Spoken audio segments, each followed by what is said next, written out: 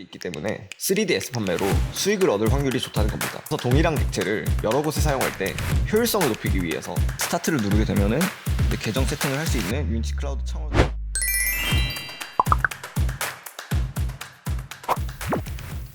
안녕하세요 여러분, 3D 디자이너 다니엘입니다.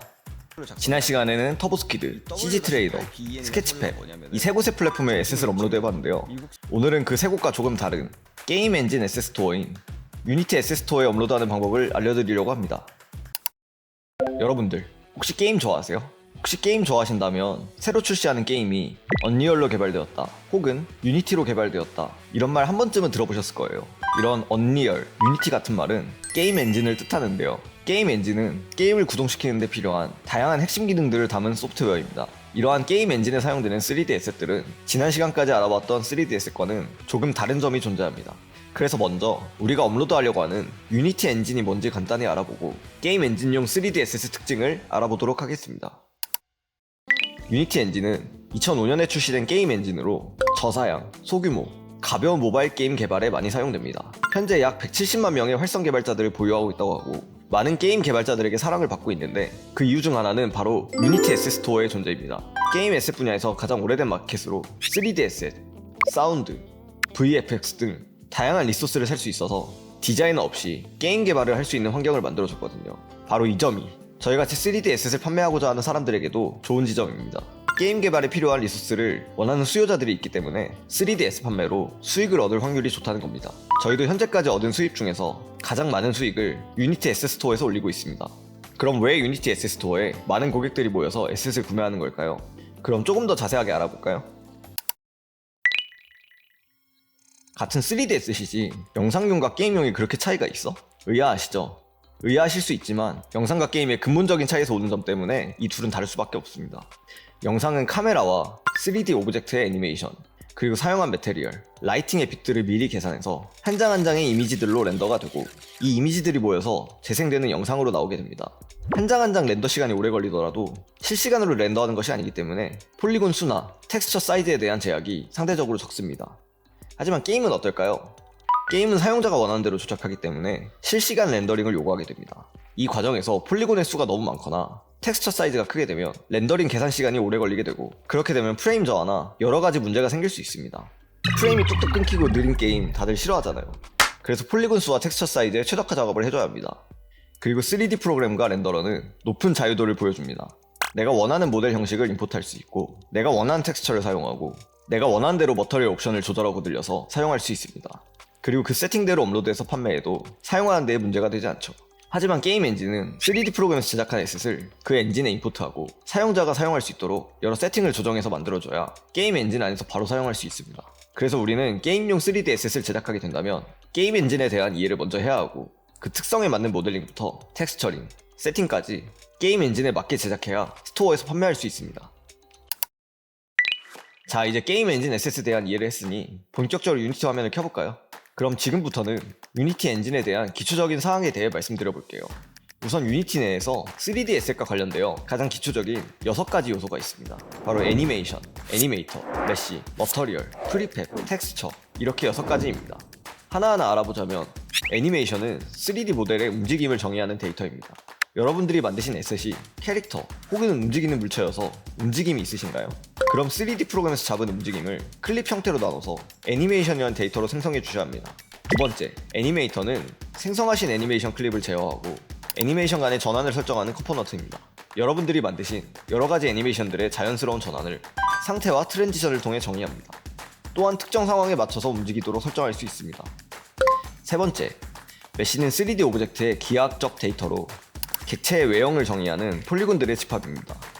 여러분이 3D 프로그램에서 제작한 모델링 파일을 FBX 파일로 뽑아서 유니티에 임포트 시키면 자동으로 생성되게 됩니다. 네 번째, 머터리얼은 3D 모델의 표면 속성을 정의하는 요소입니다.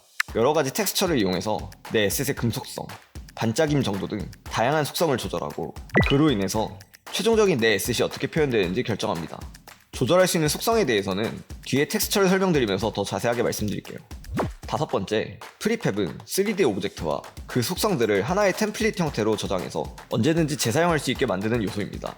여러분들이 만든 에셋을 씬에 넣을 때 매번 애니메이션을 적용하고 머터리얼을 설정해줘야 된다면 너무 비효율적이죠. 그래서 동일한 객체를 여러 곳에 사용할 때 효율성을 높이기 위해서 다 설정된 에셋을 프리팹의 형태로 저장해서 관리할 수 있게 했습니다. 마지막으로 텍스처는 3D 모델에 표면에 적용되는 이미지입니다. 아까 위에서 설명드린 머터리얼을 통해 모델에 적용되어서 객체의 표면을 표현합니다. 다른 3D 프로그램에서 텍스처나 머터리얼을 사용해 보셨겠지만 유니티의 텍스처는 약간 다른 점이 있습니다. 그 부분에 대해서 자세하게 설명드릴게요. 3D 모델을 표현하기 위한 텍스처의 종류는 무수히 많지만 대표적인 텍스처라고 하면 색상을 표현하는 베이스 컬러, 알비도, 거칠기를 표현하는 스무스니스, 러프니스, 금속성을 표현하는 메탈릭, 주변 환경에 의한 음영을 표현하는 AO, 표면의 높이와 세부적인 질감을 표현하는 노말이 있죠. 유니티에서 기본적으로 사용하는 머터리얼 쉐이더에도 앞서 말씀드린 5가지 텍스처를 사용할 수 있습니다. 하지만 사용하는 방법에 차이가 있습니다. 일반적으로 3D 프로그램에서 머터리얼에 텍스처를 적용하는 방법은 해당하는 요소의 텍스처 한 장씩이죠. 예를 들면 내가 알비도, 스무스니스, 메탈릭, AO, 노말을 다 사용한다고 하면 나오는 텍스처의 종류는 5가지입니다. 하지만 유니티에서는 텍스처의 최적화를 위해서 이렇게 3가지로 줄여서 사용합니다. 쓰이는 종류가 5가지인데 어떻게 3가지를 사용하냐고요? 바로 RGBA 채널에 텍스처를 합쳐서 패킹하기 때문입니다. 유니티에서는 그레이스케일 텍스처인 메탈릭, AO, 스무스니스를 하나로 합쳐서 마스크 맵이라고 부릅니다. 그래서 각각 레드 채널에는 메탈릭, 그린 채널에는 AO, 알파 채널에는 스무스니스를 넣어주면 됩니다. 이렇게 기본 요소 6가지에 대해 다 아셨다면 에셋을 올릴 프로젝트를 만들어야겠죠. 유니티 프로젝트를 생성하기 위해서는 유니티 에디터 버전을 선택하셔야 하는데 현재 에셋 스토어에 올릴 수 있는 최저 버전은 21.3입니다. 버전이 높을수록 최신의 유니티 기능을 사용할 수 있고 버전이 낮을수록 고객들의 프로젝트와의 호환성이 좋아지기 때문에 상황에 맞게 선택하시면 됩니다. 버전을 고르셨다면 마지막으로 3D 렌더링을 위한 파이프라인을 선택하셔야 합니다. 유니티는 빌트인, URP, HDRP 이렇게 크게 3가지의 파이프라인을 제공합니다. 첫 번째, 빌트인은 유니티에서 가장 오래된 기본 렌더 파이프라인입니다. 복잡한 설정 없이 다양한 플랫폼에서 범용적으로 사용이 가능해서 모바일 게임이나 캐주얼한 프로젝트에 사용됩니다. 두 번째, 유니버셜 렌더 파이프라인 URP는 성능과 최적화 간의 균형 있는 결과를 제공하는 파이프라인입니다. 멀티 플랫폼 지원이 용이해서 모바일부터 고성능 PC까지 다양한 기기에 사용할 수 있습니다.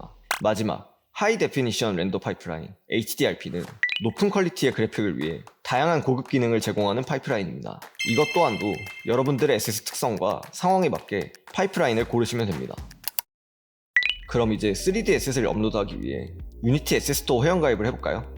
네, 이렇게 유니티 에셋 스토어 홈에 들어왔고요. 우측 상단에 사람 모양 아이콘을 눌러서 유니티 아이디를 생성해 주시면 됩니다.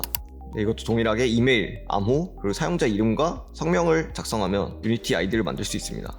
입력하신 메일로 온 메일을 확인해서 확인까지 마무리되시면 에셋 스토어에 로그인할 수 있습니다. 자, 이렇게 로그인이 끝났으면은 에셋 판매 퍼블리셔 포탈에 들어가면 제 에셋 퍼블리셔 포탈 창이 나옵니다. 네, 여기서 크리에이트 프로파일을 눌러서 계정을 세팅해 주시면 됩니다.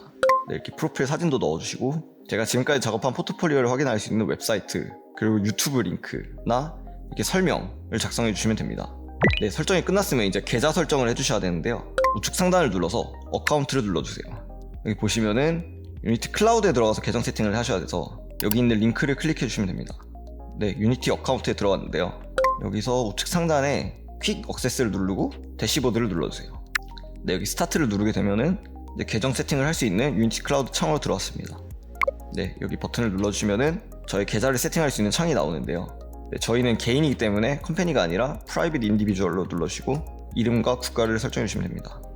네, 그리고 여기 파이낸스 탭을 눌러주시면 제 계좌를 세팅할 수 있는데 본인 확인을 위해서 핸드폰 번호를 눌러주시면 문자가 옵니다. 그 문자 번호를 입력을 해주시고 다른 사이트와 마찬가지로 제 이름, 주소, 도시, 생년월 등 제 개인정보를 입력해 줍니다. 그리고 여기 어떤 방식으로 받을 거냐 선택하시면 되는데 저는 다른 곳과 동일하게 페이팔로 진행해 보겠습니다. 그래서 저희 페이팔 아이디를 입력을 해주시고 저희가 페이팔 회원가입을 할 때 작성했던 이름 있잖아요. 그 이름과 동일하게 여기에 작성해 주시면 됩니다. 네, 그럼 다른 곳과 마찬가지로 W-8BEN 서류를 또 작성해 주셔야 됩니다. 미국 거주가 아닌 것을 체크를 해주시고 제 이름을 입력해 줍니다.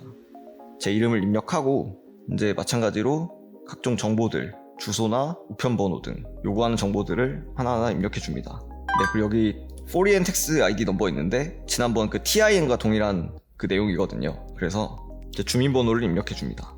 그리고 다시 한번 국가 선택하시고 내용이 모두 맞게 들어갔으면 컨티뉴를 눌러서 해당하는 체크박스를 체크하고 마지막으로 전자서명을 하면 서류가 제출이 완료됩니다. 네, 이렇게까지 하면은 유니티 에셋스토어 회원가입과 계좌 연결까지 마무리됩니다. 이번 시간에는 게임 엔진인 유니티 에셋스토어에 대한 기초적인 내용과 회원가입까지 진행해 보았습니다. 영상과는 다르게 특수성을 지닌 게임 엔진 에셋이기 때문에 조금 낯설 수도 있지만 오늘 알려드린 내용을 바탕으로 제작해 보시면 어렵지 않게 작업하실 수 있을 겁니다. 그럼 다음 시간에는 본격적으로 유니티 엔진에서 에셋을 세팅하고 업로드하는 방법을 알려드릴 테니 구독, 좋아요 잊지 말고 눌러주시고 다음 시간에 뵙도록 하겠습니다. 감사합니다.